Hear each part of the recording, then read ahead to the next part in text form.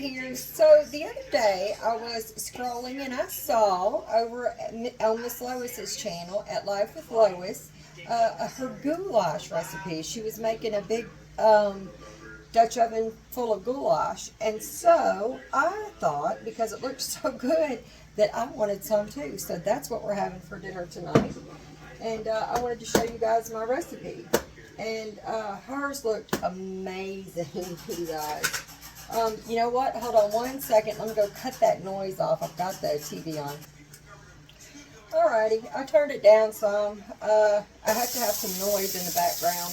So I have diced up a half cup of green bell pepper, a half cup of onion.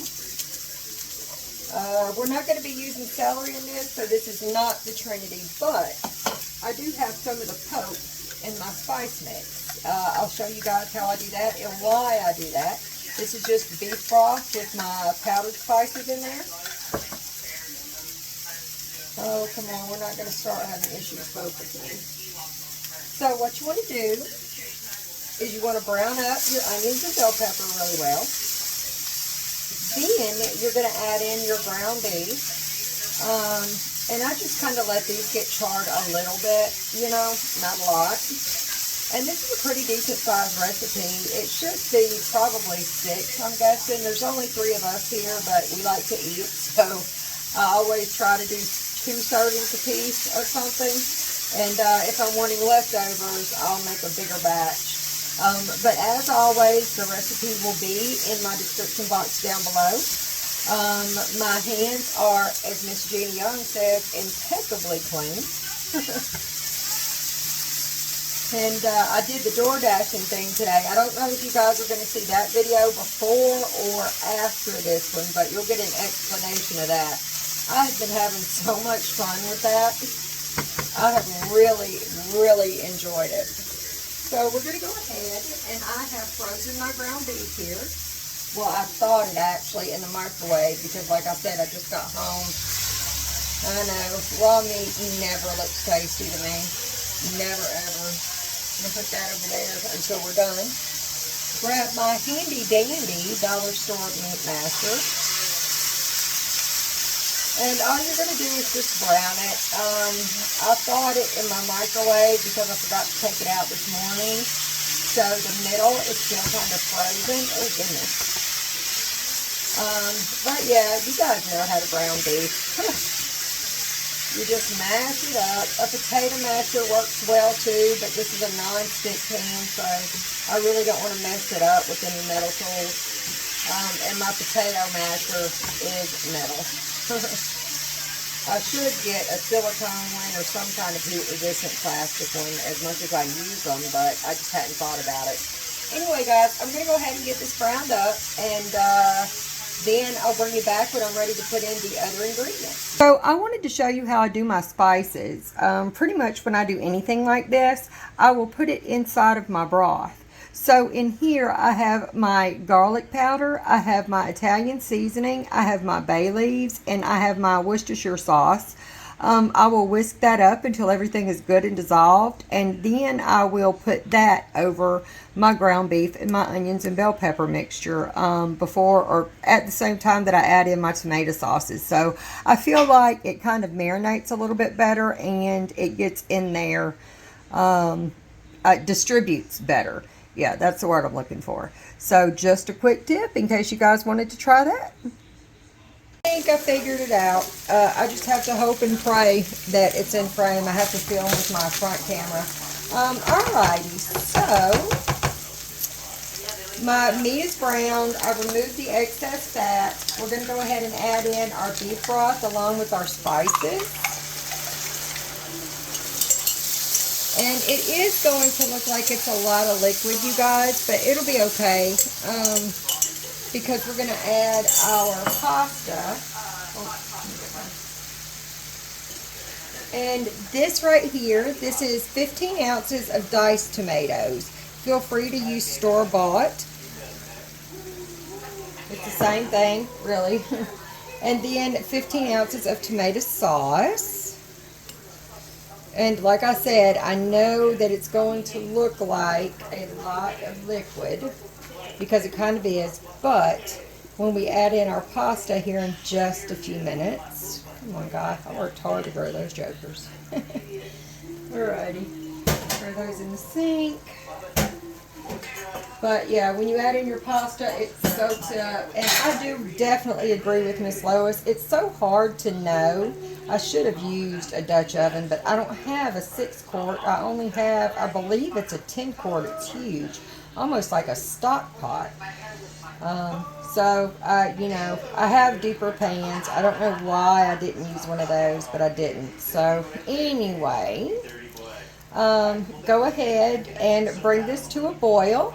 Whenever you bring this to a boil, that's when you're going to want to add your pasta. And we're only going to be using 1 cup. Maybe a little bit more, but I'm thinking, and I know because it looks like a lot of liquid, but I'm thinking a cup should be perfect because I like mine really saucy. My husband, he really likes his saucy. And I'm going to be using a gluten-free pasta tonight. I don't have a gluten-free diet, but it really doesn't do well with me. It doesn't agree. But I cut it out where I can, and I find that gluten-free pastas, this is the brand, Tinkyata, Pasta Joy Ready, brown rice pasta. It's just elbows. It's gluten-free, good texture, not mushy, all of that good stuff. So, did you guys see that? I don't know. Nope. I'm glad I showed it. Yeah. This is the brand there. And these are just elbows. So, yeah, I'm going to put a cup of that in there as soon as this comes to a boil. And when it boils, you want to stir in your pasta. You want to slap a lid on it for probably 15 minutes. Come back and check it, and then we get to my favorite part, of course, and you guys know that is definitely the cheesy part.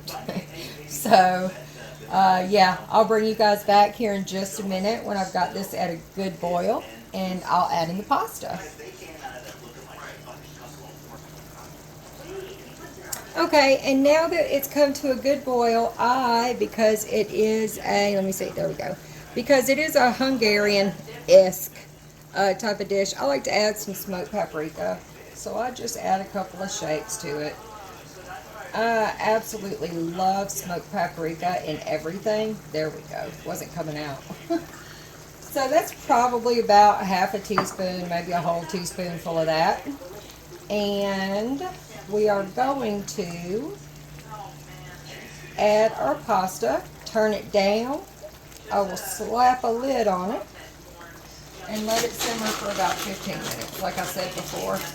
And when I say a cupful, I'm going to show you guys because, like I said, I'm not used to filming this way yet. A cupful, you guys see that? Yeah, I mean like a heaping cupful. And I know it doesn't look like much, but it will absorb everything. And still be kind of saucy. So there we go. I'm going to slap a lid on it, and when we come back, I'll be stirring in the cheese, and we'll have a really good time taste testing it. So I'll see you guys in a little bit. Alrighty guys, so check it out. I told you it would absorb all of that liquid. We're going to go ahead and remove our bay leaf now. And this is the good part. This is the part that I have been waiting for. Excuse the noise.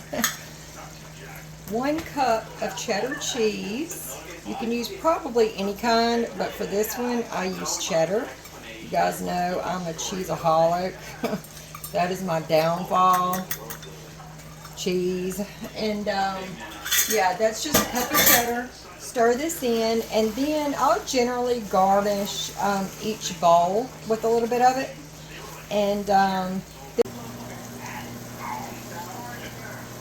all right, y'all, sorry about that. I was interrupted. I've already added the cheese. Goodness gracious. Okay. I've already added the cheese. It was just 1 cup of shredded cheddar, or any cheese that you prefer would probably be good. I've always used the cheddar, but you know, I am a cheese lover. I really enjoy it. I think I might have gotten that last part. I might have gotten the cheese. If I did, I'll cut it and add it here for you guys to see. But I'm not sure. So anyway, I just added the cup of shredded cheddar. Microwave went off. I had to reheat my coffee. Anyway, a cup of shredded cheddar. Stir it till it melts in. Throw the lid on there. I have to run. I'm going to go back out and work for about another 3 or 4 hours. I really am enjoying that. So that means you guys will get to see how this reheats when I get home.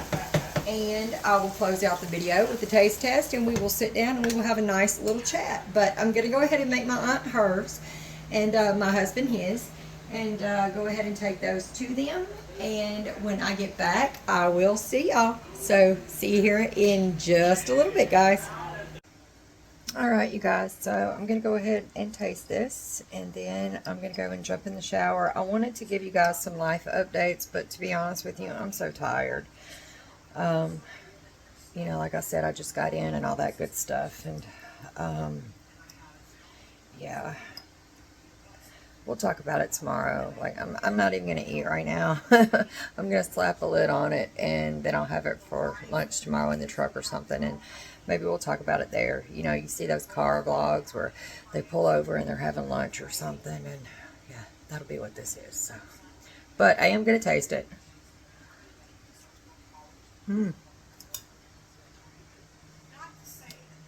It is really good. It's really creamy. The sauce is kind of tangy sweet. It's not too in your face, you know, with this huge punch of flavor, but it's just right. The consistency is really good. And like I said, I'm not a big meat eater. I have to eat meat. And I'm not going to lie, though. I do have my days where I'm like, you know what? Give me a knife, a fork, and a gigantic porterhouse, and I'm good. But yeah, most of the time I'm okay. My husband and my aunt, though, they are total carnivores. And like I said, I'm okay with that. But anyhow, yep. You guys, I'm going to throw a lid on it, have it tomorrow, and we'll get caught up then.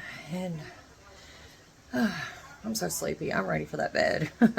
I love each and every one of you guys. I appreciate you. Thank you so much. And I will talk to you later. I hope that you have a beautiful day in the morning, no matter what the weather is, inside or out.